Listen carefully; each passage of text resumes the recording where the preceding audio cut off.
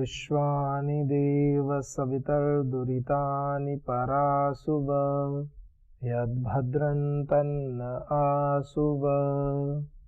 ॐ शान्ति शान्ति शान्तिः।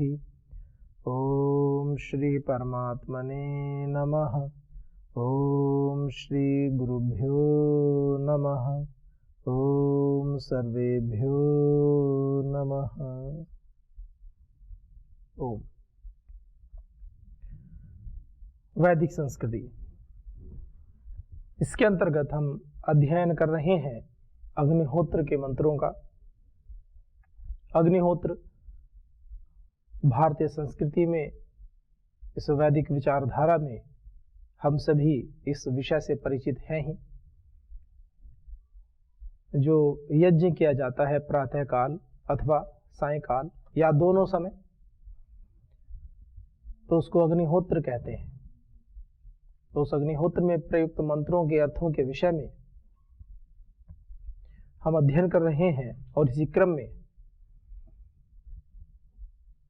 हमने मेधा सूक्त के मंत्रों को देखा और महामृत्युंजय मंत्र, जिसकी की समाज में बड़ी मान्यता है कि किसी व्यक्ति की मृत्यु हो रही हो तो महामृत्युंजय मंत्र का पाठ कराते हैं। हालांकि उसका वास्तविकता से कितना उसका संबंध है, ये एक अलग विषय है, मैं इन विषयों में नहीं जाना चाहता। वेद मंत्र तो है, ऋग्वेद का मंत्र है, यजुर्वेद में भी आया है। तो चूंकि वेद मंत्र है, पाठ कराने में हानि क्या है? वेद मंत्र करो पाठ, वेद का मंत्र है। लेकिन पूरे जीवन अच्छे कर्म नहीं किए हों और मृत्यु के समय में केवल महामृत्युंजय मंत्र का पाठ करें या उसको सुनने से उनकी सद्गति हो जाएगी, तो ये तो चिंतनीय विषय उन लोगों के लिए भी है।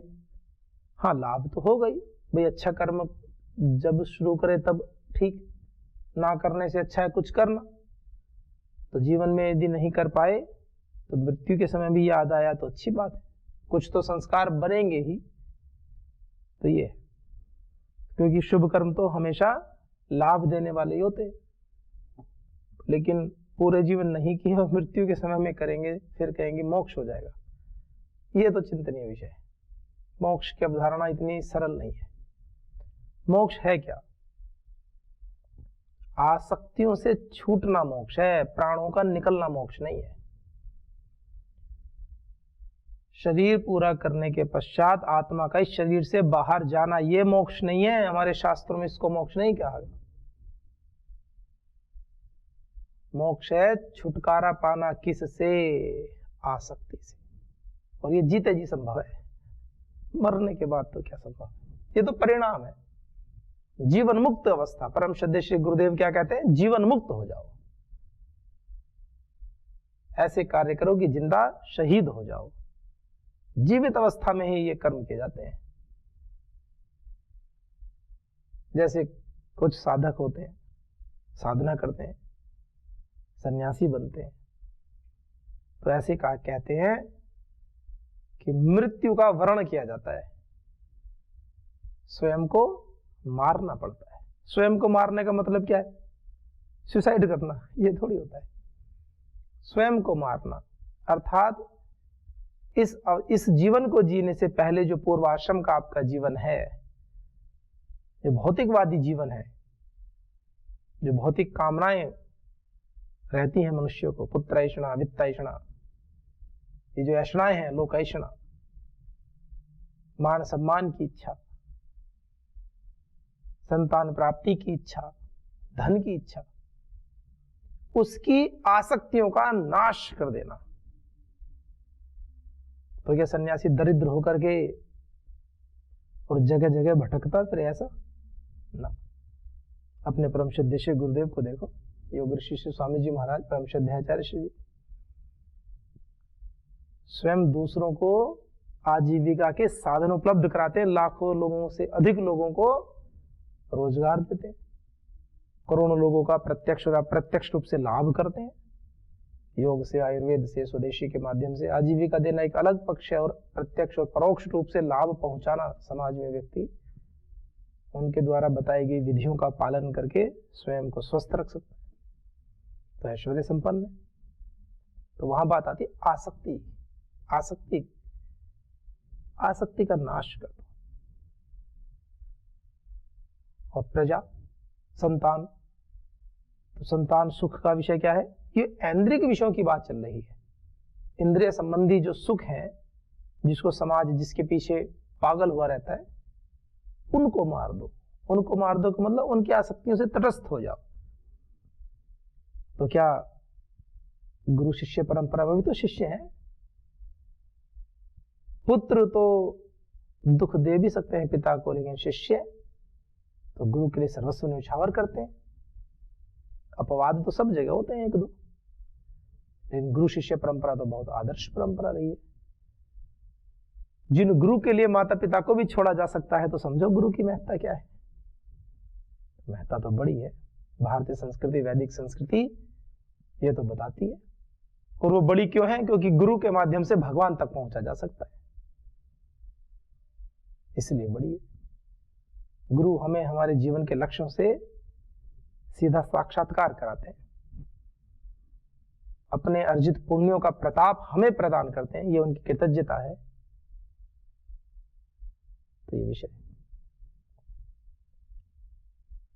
तो इस प्रकार से जब हम विषय देखते हैं, तो भारतीय समाज में, भारतीय संस्कृति में जब पुरुषार्थ करते हैं, मृत्यु की कामना की गई है। तो कहा कि पूर्व मृत्यु को अपनाओ। सन्यासी बनने का मतलब है मृत्यु को अपना लो, स्वयं को मार दो। तो स्वयं को मारने का मतलब है आसक्तियों को मार दो। और यदि प्रारंभिक अवस्था में हो तो साधना, इसको साधन के रूप में स्वीकार करके उस पर कार्य करो। यूं कहते थे, भगवान के घर देर है अंधेर नहीं। सरासर झूठ है। भगवान के घर देर क्यों होगी? भगवान के घर अंधेर होने का तो प्रश्न ही नहीं, क्योंकि वो तो स्वयं प्रकाश स्वरूप है। तो ये बात तो सही है, लेकिन देर है अंधेर, देर भी कहां है? देर ईश्वर के घर तो कोई देर नहीं है। देर तो वहां होती है, जैसे मुझे कहीं बाहर जाना है, तो दूर जाना है, दूरी है, तब तो दूर देर लगेगी। आपको यहां से दिल्ली जाना है, मुंबई जाना है, तो देर लगेगी, समय तो लगेगा। लेकिन जो ईश्वर हमारे नितांत समीप है, जो नितांत समीप है, हमारे समस्त अंग अंग में जिसका वास है, इस सृष्टि के कण कण में जिसका वास है, ये सृष्टि का प्रत्येक कण जिस ईश्वर में समाया है, वो हमारे अनुभूति के जो विषय हैं, हमारे हृदय गुहा में उपस्थित वो परमात्मा, वो अत्यंत सूक्ष्म आत्मा में भी उपस्थित है। ज्ञान का जो सर्वश्रेष्ठ केंद्र है, उससे भी सूक्ष्म और वहां विराजमान है। कहां देर है? देर नहीं है। फिर क्यों कहते हैं समाज में कि देर है अंधेर नहीं? वो हम अपने कर्मों के कारण कहते हैं। भगवान जी को तो वैसे ही बस ब्लेम कर देते हैं कि भगवान के घर कोई किसी प्रकार की देर नहीं है। आप घर जाओ तो भाई, घर तो आप जा नहीं रहे हो, भगवान जी का दोष है। आप घर जाओ, वो ना मिले तब बताओ। आप जाकर के एक बार नॉक तो करो। नॉक करने की भी आवश्यकता नहीं है, उठा के ले जाएंगे। भगवान तो दौड़े चले आते हैं। जब सुदामा पहुंचे भगवान श्री कृष्ण के द्वार पर, तो कैसे आए? दौड़े चले आए। तुम जाओ तो, एक बार पहुंचो तो कि प्रभु मैं आ गया, बस। वो तो तैयार बैठे हैं। आप एक हाथ बढ़ाओ तो आगे, वो तो सहस्र हाथ बढ़ा करके आपका साथ देंगे। हाँ, एक शर्त वो करते हैं, आप हाथ नहीं बढ़ाओगे तो वो भी अपने आनंद में है, क्योंकि वो तो आनंद स्वरूप है, उनको क्या दिक्कत है। प्रेरणाएं करते रहेंगे थोड़ी थोड़ी आत्मा में कि सुधर जा सुधर जा सुधर जा। प्रेरणाएं देते रहेंगे, क्योंकि करुणा करने वाले हैं, चाहते हैं कि हमारा सभी का लाभ हो, हम जीवन मरण के बंधन से मुक्त हो जाए, आसक्तियों से मुक्त हो जाए। थोड़ी थोड़ी आत्मा में प्रेरणा आती रहेगी, गलत कर रहे हो, सुधर जाओ सुधर जाओ। कोई ना माने तो ना माने, फिर भुगतो। लेकिन ईश्वर के घर कोई देर नहीं, देरी तो हमारी है, और हम अपने दोषों को ईश्वर के ऊपर डाल देते हैं। भगवान के घर कोई देर नहीं। देर किसे कहते हैं? जैसे आप किसी से मिलने गए, किसी महापुरुष से, मान लीजिए आप किसी मंत्री जी से मिलने गए। मंत्री भी महापुरुष तो होते ही हैं, महान है, इतने सारे लाखों लोगों ने चुन करके उनको भेजा है, महान है तभी तो भेजा है, देश को चलाने के लिए बागडोर उनके हाथ में दी है, तो किसी ना किसी अंश में तो हमसे श्रेष्ठ ही है।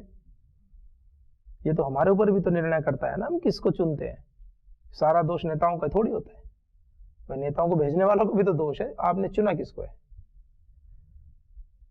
तो महापुरुष तो है ही, आप उनके पास चले जाओ, मीटिंग हॉल में चले जाओ, जहां आपको उनसे मिलना है वहां बैठ जाओ, उनके पास, उनके घर, उनके ऑफिस में जाकर बैठ जाओ, उनसे अपॉइंटमेंट लेकर के, और वो ना आ रहे हो, समय दिया हो 11 बजे का और 11:30 बज गए, वो नहीं आ रहे हो, तब क्या कहोगे? देर हो रही है, मंत्री जी के आने में अभी देर है, उसको कहते हैं देर। आप तो भगवान के घर ही नहीं पहुंचे अभी, और कहते हैं भगवान के घर देर है। देर तो तब हो जब आप पूरे सारे कार्यक्रम सेट करके, यम नियम आसन प्राणायाम प्रत्याहार धारणा ध्यान समाधि सारे अष्टांग अंगों का पालन करके, चित्त शुद्ध करके, मन को निर्मल करके, समस्त दिव्य गुणों से युक्त होकर के, कर्मों की आसक्तियों को नष्ट करके, राग द्वेष से मुक्त होकर के आप बैठे हो इंतजार में कि भगवान आ जाओ आ जाओ, फिर वो कह रहे हैं कि अब बैठा रहा, भी आ रहा हूं। एक क्षण की देरी नहीं होती, एक क्षण की देरी नहीं है। जब भी आप जैसे ही ईश्वर के विषय में चिंतन करते हो तो कहा विशते तदनंतरम, उस ज्ञान से तुरंत विशते प्रवेश कर जाते हैं, तदनंतरम उसी क्षण परमात्मा में प्रवेश हो जाते हैं, ऐसे कहा। और क्या होता है फिर? उस ब्रह्म को जब प्राप्त हो जाते हैं तो ब्रह्म भूतः प्रसन्नात्मा न शोचति न कांक्षति। जो ब्रह्म को प्राप्त होने वाली जो प्रसन्न आत्मा है, आनंद वाली आत्मा है, वो फिर शौक नहीं करती, कोई इच्छा नहीं करती, कृतकृत्य हो जाता है। जो पाना तो पा लिया, ईश्वर को पा लिया, अब क्या पाना शेष है। अब तो चक्र भ्रमणवत धृत शरीर, कि जैसे कुम्हार चाक पर घड़ा बनाता है, चाक घुमाता है, घड़ा बन गया, उतार के रख दिया, अब उसका कोई और काम तो है नहीं, तो घड़ा थोड़ी बहुत देर घूमता रहेगा, जब तक भी घूमना है वो चाक घूमता रहेगा। तो ऐसे फिर जब तक, क्योंकि पूर्व जन्मों के संस्कारों के कारण जो शरीर मिला है वो जब तक चल रहे हैं चलते रहेंगे, आगे तो आपने अपना समाप्त कर दिया कार्यक्रम, आगे जन्म होने का। तो ईश्वर के विषय में जो धारणाएं बनाते हैं ना, जब शराबी क्या धारणा बनाएगा? भगवान शिव भोलेनाथ, कि भोले भी तो करते थे, जैसे भोले के साथ बैठ के खुद करता था क्या? उसे बाप दादा या चाचा ताऊ करते थे। मतलब भगवान के नाम पर गलत बातों को आरोपित करके अपना स्वार्थ सिद्ध करते हैं। भगवान शिव योगेश्वर कहते हैं, योगी कहते हैं, योगीराज भगवान शिव है, देवादि देव कहते हैं उनको, देवों में भी देव महादेव बोलते हैं। बैठ के साधना नहीं करते। महादेव का शरीर देखो कैसा है, थुल थुल काया हो रखी है, मोटे मोटे। मैं कोई मोटों का विरोधी नहीं हूं, पर पुरुषार्थ करके शिव जी जैसे बन जाओ। जब शराब पीने में, भांग नशा करने में शिव जी को आदर्श बना रखा है, तो उनके जैसा शरीर भी तो बनाओ, उनके जैसा ज्ञान भी तो अर्जित करो, तप साधना भी तो करो। और जब तप साधना करोगे तो पता चलेगा जो शिव जी को भांग और धतूरा और शराब इस तरह की चीजों का जो प्रतीक बना रखा है वो खुद ही छूट जाएंगी। जब आप सत्य पथ पर चलते हो, योगांगों का अनुष्ठान करते हो, तो आपका मन ही नहीं करता इन विषयों की ओर जाने का। तब पता चलेगा कि शिव क्या है, तब अंतः प्रेरणा जागृत होगी कि आप क्या समझ रहे हो। एक जो योगी हैं उनके विषय में कितनी मिथ्या धारणाएं प्रचारित की गई हैं, आप स्वतः दूर हो जाओगे, अंतः प्रेरणाएं होने लगेंगी आपको।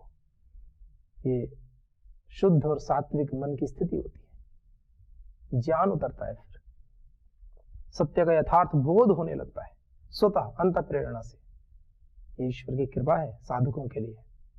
और जब व्यक्ति ऐसा जीवन जीता है तो अंततः कहा जाता है आप्त दीपो भव, स्वयं ही आत्मा में प्रकाश होने लगता है। आप स्वतः ही बुराइयों से बचने लगते हो, स्वतः ही बचने लगते हो, आपको यथार्थ बोध होना शुरू हो जाता है। ये महिमा है। तो चलिए अभी आगे बढ़ना है, क्योंकि महामृत्युंजय मंत्र की बात आई तो पिछले अंक में इसके विषय में भी हमने स्वाध्याय किया। तो ठीक है, मंत्र का पाठ करना या इसका जाप करना 1000, 2000, 108 जो भी आहुतियां देनी है दीजिए, कोई बात नहीं, कोई हानि नहीं है। हानि कुछ नहीं है। शुभ काम जब प्रारंभ कर दो तभी ठीक है। लेकिन केवल मंत्र पाठ करने से, केवल महामृत्युंजय मंत्र का इस प्रकार अनुष्ठान करने से मोक्ष हो जाएगा, यह धारणा थोड़ी चिंतनीय है। नहीं, इसलिए नहीं कह रहा हूं थोड़े कठोर शब्द हो जाएंगे, लेकिन चिंतनीय विषय। लाभ तो होगा, ये तो है, करना चाहिए, इसके लिए हानि नहीं है। लेकिन जीते जी अपने कर्म करते हुए युवावस्था से, बाल्यावस्था से ही करो ना। फिर महामृत्युंजय क्यों करते हो? सारा अग्निहोत्र आदि वेदादि वेदानुकूल वेदादि सत्य शास्त्रों का अध्यापन कीजिए, वेदानुकूल जीवन जिए, यज्ञानुकूल कर्म करें, यज्ञ कर्म करें। तो आज का जो मंत्र है और विशेष मंत्र है, क्या कहा? अथर्ववेद का मंत्र है। ओम स्तुता मया वरदा वेद माता प्रचोदयन्ताम पावमानी द्विजानाम आयुः प्राणम प्रजाम पशुम कीर्तिम द्रविणम ब्रह्म वर्चसम मह्यम दत्वा व्रजत ब्रह्मलोकम स्व। क्या बात कही! स्तुता मया कर्मवाच्य का रूप है। संस्कृत भाषा में कर्तृवाच्य होते हैं, जो वाक्य बनाते हैं, ट्रांसलेशन करते हैं, कर्तृवाच्य होते हैं, कर्मवाच्य होते हैं और भाववाच्य होते हैं। तो कर्मवाच्य का रूप है। स्तुता मया, मेरे द्वारा स्तुति की जाती है, की जा रही है, की गई। तो मेरे द्वारा, भक्त कह रहा है, साधक कह रहा है कि मेरे द्वारा स्तुति की जा रही है। स्तुता मया किसकी?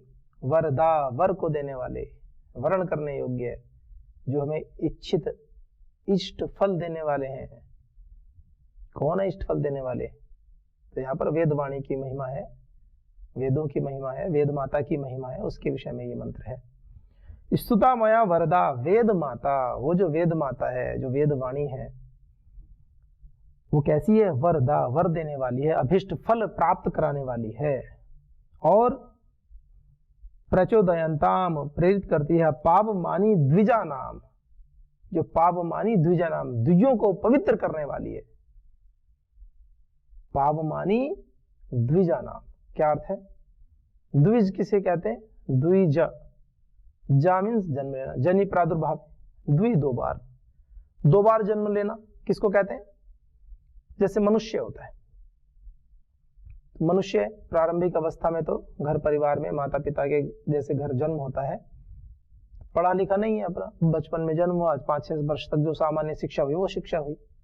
उसके बाद आचार्य के घर में जाता है, गुरुकुल में आता है, वहां पर पढ़ते हैं तो वेदादि शास्त्रों की शिक्षा दी जाती है, व्याकरण शास्त्र, न्याय दर्शन आदि, दर्शन व्याकरण वेद आदि उपनिषद आदि उनको पढ़ाए जाते हैं। और भी सामाजिक जीवन के लिए उपयोगी विषय समस्त विद्याओं को पढ़ाया जाता है। तो दूसरी बार उसको जब वो फिर ज्ञान से आपूरित होकर के कर्म करता है, तो पहला जन्म तो माता पिता के घर और दूसरा जन्म गुरु के घर, आचार्य के घर, तो इसलिए 2 बार जन्म होता है, ऐसे बोलते हैं। और होता ही है, तो द्विज कहते हैं। जैसे पक्षी होते हैं, ये भी द्विज होते हैं ना। जैसे एक बार, जैसे कबूतर है, पहले अंडा देता है, फिर एक बार जन्म हुआ अंडे के रूप में, फिर उसमें धीरे धीरे बच्चा बाहर निकलता है, तो दूसरा। तो मनुष्य को भी ऐसे ही द्विज कहा जाता है, 2 बार जन्म होता है उसका। तो वो किस परिप्रेक्ष्य में कहा गया? वहां पर तो चलो एक बार अंडे की फॉर्म है, अंडे से फिर बच्चा निकला, और मनुष्य तो मनुष्य की फॉर्म में ही, उसका तो रूप नहीं बदलता है, फिर भी उसको द्विज कहा गया। अर्थात पहले अज्ञानी था, अज्ञानी रूप में जन्म हुआ, और दूसरा फिर ज्ञान प्राप्त करना। ये मनुष्य का अधिकार है, ये मनुष्य का कर्तव्य है, ये मनुष्य के लिए नियत कर्म है। उसको द्विज बनना चाहिए, उसको ज्ञान अर्जित करना चाहिए। तो पावमानी द्विजा नाम, उन ज्ञान प्राप्त व्यक्तियों को भी जो पवित्र करने वाला है। जो वेदवाणी उन ज्ञानी पुरुषों को भी पवित्र करने वाली है, ऐसे कहा। वो वेद माता, वो वेदवाणी जिसकी हम उपासना करते हैं, जो हमें अभीष्ट फल देने वाली है, और जो श्रेष्ठ महान पुरुषों को भी जो पवित्र करती है, उनको भी उनके लक्ष्य से प्राप्त मिलाती है। जो महापुरुष होते हैं वो भी तो भगवान के उपासक होते हैं, तो उनको भी मिलाती है। तो ऐसे कहा पावमानी द्विजा नाम, जो द्विजों को भी पवित्र करती है। और क्या कहा, क्या क्या देती है, आयु, आयु देने वाली है। प्राणम, प्राण, देखो वेद माता प्राण के देने वाली है, प्राण को देती है। आयु प्राणम, प्राण कैसे देती है, वेदवाणी प्राण कैसे देती है। वेदानुकूल आचरण करोगे तो जीवन बढ़ेगा, इसमें क्या दिक्कत है। और आध्यात्मिक संदर्भ भी होते हैं, वेदानुकूल आचरण करते हैं तो प्राण भी पुष्ट होते हैं। प्राण अपान व्यान समान उदान नाग कूर्म कृकल धनंजय देवदत्त सभी 5 प्राण 5 उपप्राण सब पुष्ट होते हैं। आयु बढ़ती है, यशस्वी होते हैं। आयु प्राणम प्रजाम, प्रजा देने वाली। गुरु है तो गुरु शिष्य परंपरा को उन्नत बनाती है।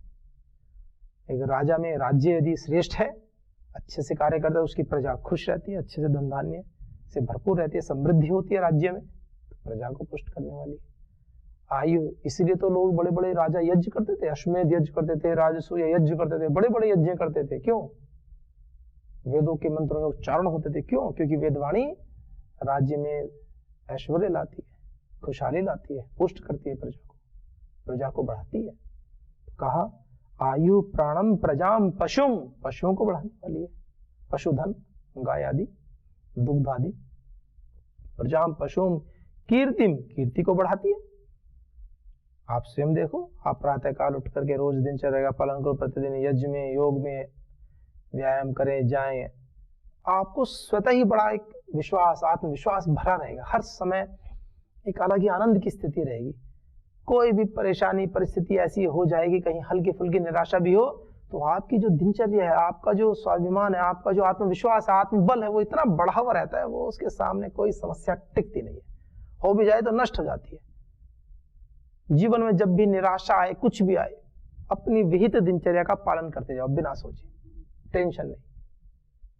एक सामान्य भाषा में कह देना, टेंशन गई तेल लेने।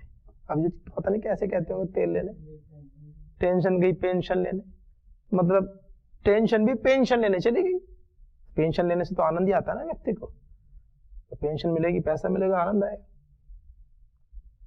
तो लोक में भी ऐसी सी बातें कहते हैं, तो इसका मतलब क्या है? टेंशन को पेंशन लेने कौन भेज सकता है? व्यक्ति तो निकाल नहीं पाता,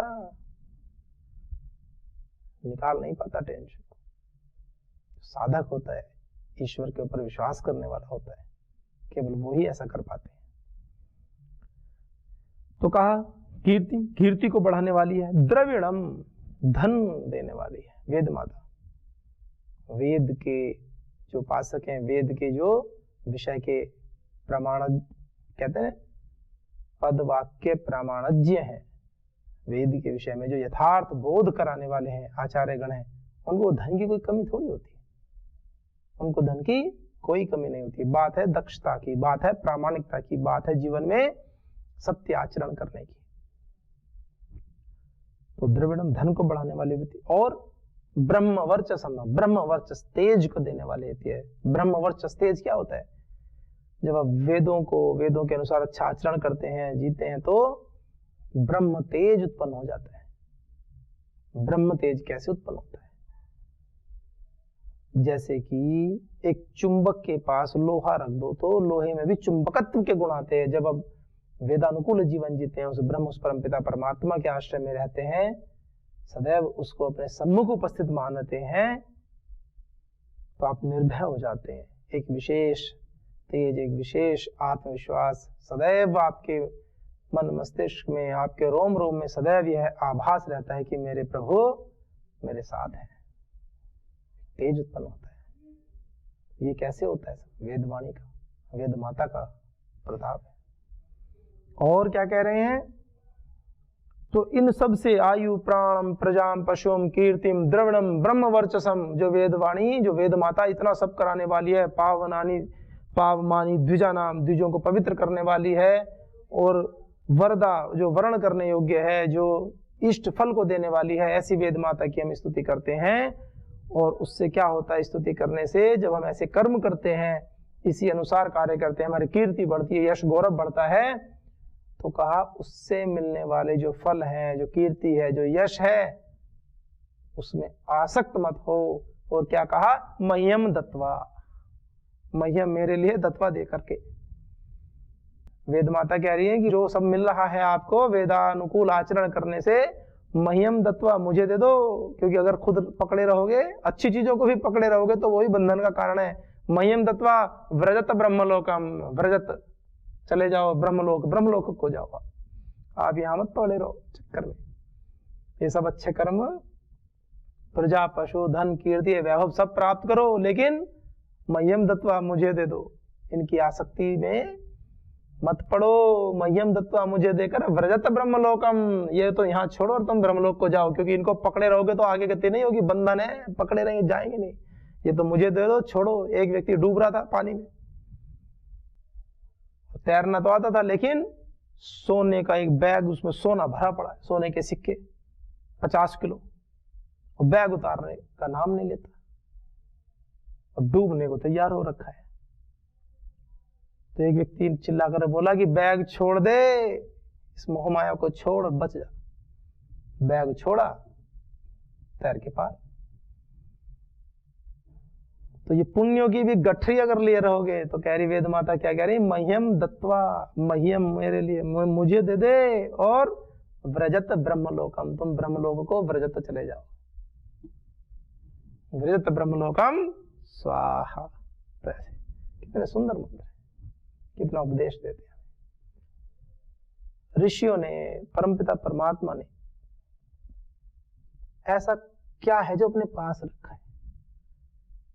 इन मंत्रों को पढ़ते हैं, श्लोक को पढ़ते हैं, ऐसा लगता है कि सब कुछ तो दे दिया है हमें। ये कह रहे हैं कि बच्चों, साधकों, भाइयों बहनों, आचरण करो, जो हमने बता दिया है उन अनुभवों को अपने जीवन में अवतरित करो, उनको अपने जीवन में लाओ, उनके अनुरूप आचरण करो, और आप भी उस आनंद को प्राप्त करो जो आनंद हमने प्राप्त किया है। इससे ज्यादा क्या कह सकते हैं? एक एक बात, कैसे आचरण करें, कैसे व्यवहार करें, प्रत्येक विषय में हमें बताया है। और आगे तो राष्ट्रीय प्रार्थना आने वाली है, और आनंद को बढ़ाने वाली है। ओम आ ब्रह्मन ब्रह्मणो ब्रह्म वर्चसी जायताम, राष्ट्रे आराष्ट्रे राजन्य शूर शव्योति व्याधि महारथो जायताम, दौग्ध्री धेनुर वोढ़ानडवानाश, सप्ते पुरंधिर योषा जिष्णु रथेष्ठा, सभेयो युवास्य यजमानस्य वीरो जायताम, निकामे निकामे न पर्जन्यो वर्षतो फलवत्यो न औषधः पच्यन्ताम, योगक्षेमो न कल्पताम। कितने सुंदर व्याख्या है। तो चलिए वेदों के इन अनमोल मोतियों को धीरे धीरे सहेज कर हम रखें, उनके अनुरूप आचरण करें, उनका प्रयोग करें, और अपने जीवन में दिव्यता का आधान करें। इन्हीं शब्दों के साथ आज के हमको विराम देते हैं। ओम शांति शांति शांति। ओम श्री परमात्मने नमः। ओम श्री गुरुभ्यो नमः। ओम सर्वेभ्यो नमः।